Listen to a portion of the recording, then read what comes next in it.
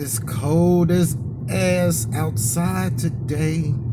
It's cold as ass outside. Wanna go home. Wanna go home. Hello, everyone. Welcome to another episode of Trek Canon. So, today we're going to talk about that last episode of Discovery. And the reason that the video is so late is because if I had made the video the night that I seen that episode, it would have been just laced with all kinds of just words that would have been considered inappropriate for the YouTube algorithms, as they say. But after a lot of consideration, a lot of thought, a lot of sit back and reflecting, and a lot of really digging deep into my front, I was thinking about some of the concepts that they covered in that episode. The episode still sucked booty. The episode as a whole still sucked booty. But I'm gonna really try to kind of touch on some of the things that they covered. Now, first of all, right off the bat, it's gonna be spoilers, okay? But everybody should have seen the episode by now anyway, so that shouldn't be a problem. Now, basically, they roll up on a dilithium planet, a planet comprised entirely of dilithium. Now, that's not far-fetched. We're finding planets made out of pure diamond now. The only thing is, I wonder what sector or what quadrant, I should say, that planet was found. Because if it was found in the alpha quadrant or even a beta quadrant, I'm going to have to say that it would have been highly unlikely that it would have remained undiscovered based on just the value that they placed on that they placed on dilithium in the Star Trek canon. So that was odd that it wasn't discovered, but I don't believe they specify what quadrant it was found in. Now, this is where we start getting a little fantastical. Now, and when I say fantastical, all of these things that I'm about to say is going to be fringe elements of Trek, okay? Like, I had to go like straight fringe mode.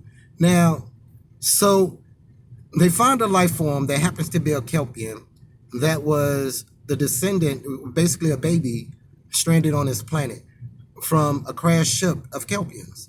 Now, the radiation is extremely dangerous to Kelpians, as we find out, because Saru has to take injections. Injections, by the way, that was 150 years more advanced than the medicine that they had at the time of the crash. Now, Saru was only able to last 4 or 5 hours at the most, according to what we've been told so far, which means that the crew that survived this crash, the mom, not only had to figure out how to create a holographic system, program it, and all of that before she died, which means she had to do that in less than 5 hours.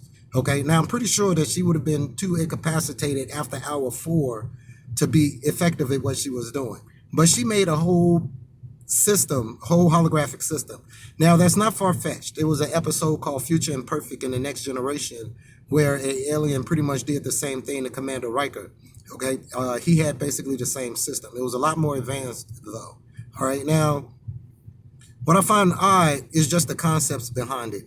They made it sort of fairy tale-ish instead of being a learning program. I don't know the concept of why the Kelpian would have had to overcome fear. I also don't understand why, after 150 years of interacting with these programs, he's still on such a level. Now, that could tie into maybe she didn't have enough time to program it, but she did a hell of a lot in 4 hours. That's all I'm going to have to say about that.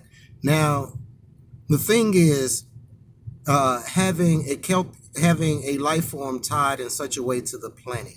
Now, at first, I was like, get out of here with that. Get out of here with that.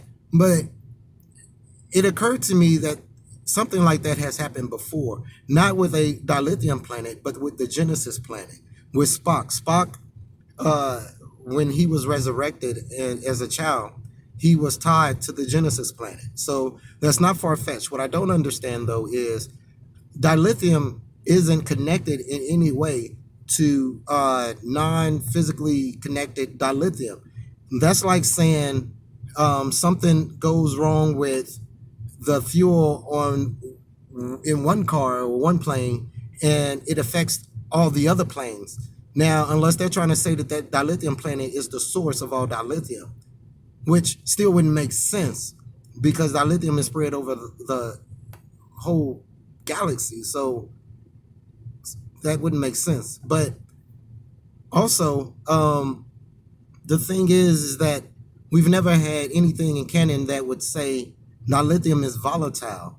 Dilithium only people consider it volatile, but it's not. It's just separating matter and antimatter from touching, basically, in a reaction. So if it became inert, the only thing that would become dangerous would be the reaction between the matter and antimatter, which would explain why only active warp cores were going off. But as far as the dilithium itself, no. Now, the thing about removing the kelpian from the planet. Now, I don't understand why that was an issue. I mean, I don't understand really why that was an issue. It wouldn't have been violating the prime directive that I had seen, and it has been done before. In a Star Trek Next Generation episode where Worf's brother, I forget the name of the episode, where Worf's brother, half brother, they decided to abduct the inhabitants of a planet that was about to experience a supernova, I believe it was, and relocate them to another planet. And they did this through the use of the holodeck.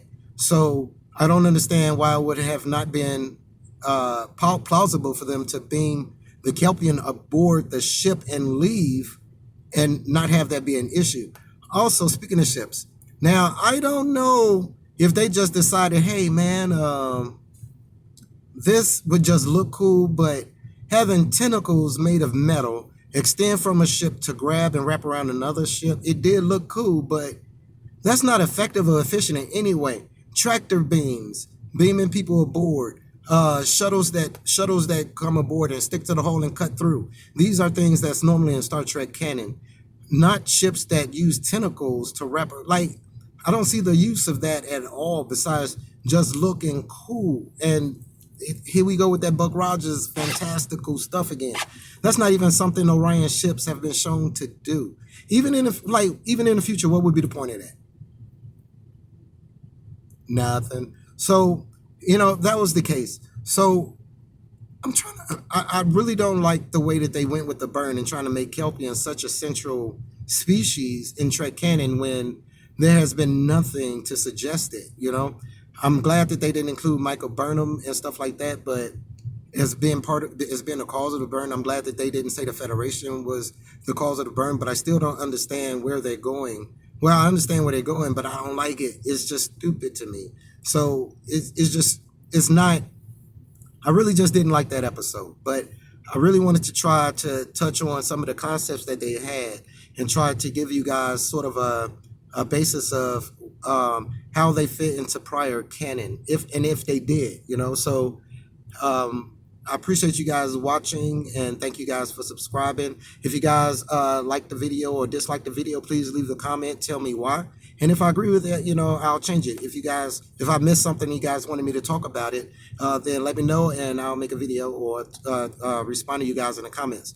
What I wanted to do for the New Year's episode was invite a guest and kind of roast a not really good episode or not really bad episode of the original series, but something that kind of fits into what's going on now. And I think that's probably going to be City on the Edge of Forever. There's a lot of concepts in it now that's in that episode that I think touches on what's going on today.